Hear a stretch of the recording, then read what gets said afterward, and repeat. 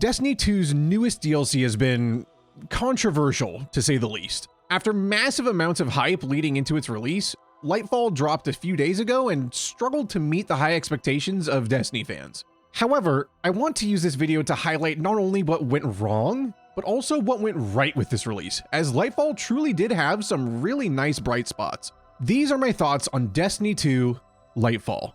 I want to start with the good of this expansion, as I'd rather start on a more positive note than having to start on something that's a little more negative. Let's start with the gameplay itself. First of all, Strand as a subclass is actually a lot of fun. It's really cool to grapple around the map with your friends and feel like you're a bunch of superheroes. The amount of tricks and like funny things that you can do together while swinging around the map is a lot of fun. And not only that, but it's almost refreshing given how the gameplay loop has been for a while now. It's kind of nice to have something very new in there to mix things up a bit. It's also a very visually appealing subclass. I mean, the green flying around everywhere, just seeing everything turning into this weird green goo or whatever when you kill them it can be a lot of fun to look at. And not only that, but the audio that goes with it is pretty nice as well. It all sort of works in tandem pretty well. Before we hop into things too heavily, I just want to put out a pretty obvious warning here that there is going to be talk of spoilers in this video, and I don't want things to get accidentally spoiled out of nowhere for you, so just keep a heads up. That's probably going to happen here. Speaking of things that worked pretty well, the difficulty of the legendary campaign for this DLC was pretty good. When I ran through the campaign, I was playing with my older brother and a friend of ours, and even with the three of us, a lot of the encounters were still pretty tough. I think back to things like the headlong encounter, where you are constantly on the move and there are a lot of things to fight, and there's a big Minotaur guy that will melt you immediately, and that was tough. And that took us a bunch of tries. It was a rough time, but it felt pretty fulfilling when we finally got to beat it. Also thinking back to the Callus encounter at the end of the campaign, I know that people have since kind of come up with some strats that make it really trivial to get past that at this point, but on day one, we didn't know any of these strats.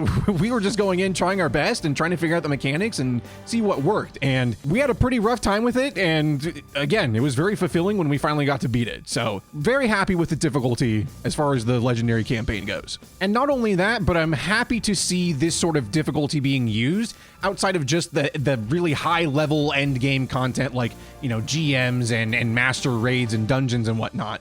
I know that the legendary campaign is a bit easier, relatively speaking, than a lot of that endgame stuff, but it's nice for it to not just be really hard endgame stuff and baby easy everything else. So very happy to see that difficulty being utilized properly. I also wanted to touch on Neomuna itself, because aesthetically speaking, Neomuna is pretty sick. The visuals are absolutely stunning, and the fact that it's so colorful and vibrant makes it pretty cool.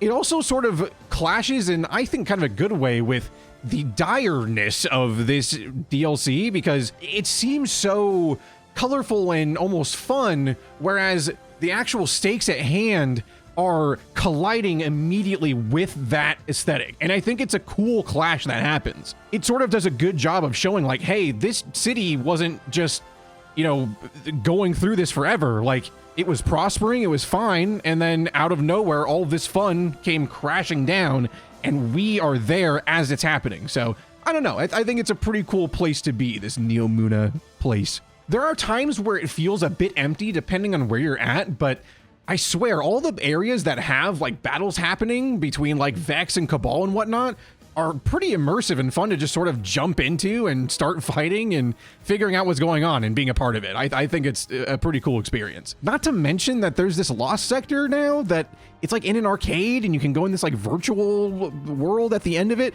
That lost sector is one of the coolest I've ever seen. So props to the Bungie team on designing that one. I also can't talk about the good of this DLC without bringing up the obvious. The soundtrack is once again awesome. The motif in Lightfall really does stand out again, which is very similar to how other expansions have sort of worked in their own motif to make it stand out. The Lightfall motif is woven in really well throughout the soundtrack, and I personally really enjoy it, so I'm pretty happy with the sort of general direction they went with the soundtrack. I felt like the music really did fit the moments perfectly for the most part. and makes them have that larger than life feel that Destiny so, desperately needs given the context of the game itself. It also helps the more solemn moments stay impactful, even when the, writing around the moments aren't always great. The music does do some heavy lifting there to make sure that the moment stays emotional in some capacity. You've got like the opening sequence where she's like, and then you hear it again later, but it's like, like, it's pretty cool. I do really like the motif used in this one, if you can't tell. I did want to also mention the updates to the armor mod system, because I know that that has been a bit of a point of contention. And as far as the good that comes from it goes, I do feel like some of the changes were pretty solid. Now, it's important to note that this system isn't necessarily Lightfall exclusive, obviously. This is a system that was updated for all Destiny 2 players, so this whole armor mod system doesn't necessarily affect my feelings on the DLC itself too much, but I thought it was at least worth bringing up here, given that it wouldn't make sense for me to make its own sort of video around that itself. So let's talk about the good with it. I personally really like that some of the mods like ammo finders and scavengers and whatnot all got consolidated into one thing, where it's, instead of it being linear fusion rifle ammo finder and shotgun ammo finder and rocket launcher ammo finder, like instead of having all of these things, it has now been consolidated into heavy ammo finder and special weapon ammo finder. And there's even perks now that allow it so that if an ammo finder or something like that drops a thing of ammo, then if you have this other mod on too, it will also drop that for your teammates. It's almost like little built-in Aeon Soul going on here. I think it's kind of cool. I also, of course, like that the elemental affinity with all of the armor and whatnot has been taken away, which frees up a lot of cool build crafting opportunities where you're not limited to just solar mods or just void mods or those sorts of things. I like that that freedom has opened up a bit. It definitely makes it feel a little easier to use, which I think is good for the overall community. However, I do think this is probably a good segue into some of the stuff that I wasn't quite as happy with the grand scheme of Lightfall. Let's talk about the bad with the armor mod system, because I do have some issues with that. First and foremost, the whole system does feel a bit too dumbed down, and it's a little oversimplified at this point. It doesn't really feel like there's enough variety of mods right now for a lot of creativity. I do think in the future it's going to get there as we, get more mods available and really start to figure out what we can use. At least for me personally, again, this is just me, but I would have kind of liked to see the elemental affinity removed like it was, but just keep a lot of the armor mods that were already around before. Your stuff like Font of Might and whatnot, keep these sorts of things around and just get rid of the elemental affinity. And I think that would have actually done a lot for helping build crafting. It's not a perfect situation, but I personally would have liked that a little bit more than what we have currently. That all being said, let's focus again on the Lightfall specific stuff. I think the thing that has been on everyone's mind since it launched a couple days ago is the story itself. And again, obvious spoiler warning here, just keep an eye out for that. There are some issues with the story, and I think the story itself is what drags this DLC down the most. First of all, the story itself feels a bit scattered. Almost like there wasn't a totally clear direction that they were trying to go with it. There's this sort of inconsistent focus on the Witness and what he's doing, and then it all gets crazy at the end after not seeing him do much for a while. Like at the beginning of the expansion, he's doing some crazy shit, and then we don't really see him much other than in a couple of cutscenes, and even then he's not really doing a lot there other than Ego Chow and Callus. And then at the end of the campaign, then all the crazy stuff with him happens, and it just feels like, I don't know, going into it I thought there was going to be much more focus on the Witness throughout the campaign, and it didn't really seem like quite as much as I thought it would be. Though I will say I did really like the cutscene where he scares the hell out of Callus. That's probably one of my favorite cutscenes of the DLC. Just wanted to put that out there. There is also a pretty glaring major focus on learning Strand that I think in mine and apparently a lot of other people's opinions takes up way too much of the limelight in the campaign itself. Instead of making it its own separate mission sequence where you sort of learn Strand with Osiris or something while you're doing other things, learning Strand kind of encompasses the majority of what you do in the campaign, which I feel like takes away from the buildup for what were meant to be bigger moments. I think back to the moment where, you know, Rohan sacrifices himself to take out the radial mast. We'll get to that more in a minute. It's meant to be this emotional and powerful send-off, but without proper character building, it feels sort of empty, as I don't really care about Rohan enough at this point to feel much of an impact in the moment. This isn't all Strand's fault per se, but just imagine the possibilities for more character building if some of the main missions leading up to that would have focused around that character building more than just being another opportunity to like attune with Strand more and, you know, fly around and test out your abilities. Not fully unlocking Strand until after the campaign ends too is a slap in the face given how many times you go absolutely ham with Strand just to never fully harness its power when it matters the most throughout the story. It just felt weird to have such a big focus on Strand and not really fully utilize it until after the campaign has already ended. It just didn't make a lot of sense to me. Circling back to the whole radial mast thing, that and the Veil are two major pieces of the story that get repeated over and over that don't ever really get properly explained. While sounding cool and piquing my interest initially, the lack of clarity around what they are and what they do left me pretty confused by the end of the campaign. I understand that not every detail needs to be explained, as I'm sure something like the Veil will have a major role going forward, but leaving something as important as this to be explained almost completely outside of the main campaign itself, sometime in the future, I guess, I don't know, it doesn't really sit with me right personally.